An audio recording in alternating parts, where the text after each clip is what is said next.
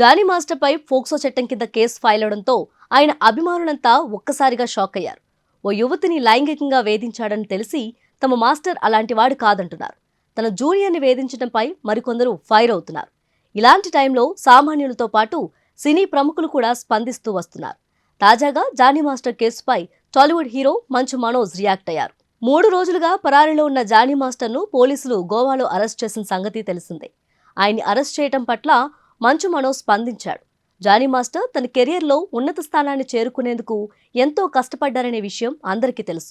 కానీ ఆయనపై ఆ స్థాయిలో ఆరోపణలు రావటం చూస్తుంటే గుండె బద్దలవుతుందని మనోజ్ అన్నారు. కానీ తప్పు ఎవరిదనే విషయాన్ని మాత్రం చట్టం చూసుకుంటుందన్నారు. ఒక యువతి ఆరోపణలు చేసినప్పుడు పారిపోవడం అనేది సామాన్యమైన విషయం కాదని, అది సమాజానికి, బాధితురాలికి ప్రమాదకరమైన సందేశాన్ని ఇస్తుందన్నారు. జానీ మాస్టర్ నిజాన్ని ఎదుర్కొని పోరాడకుండా అలా పారిపోవడమేంటని ప్రశ్నించారు.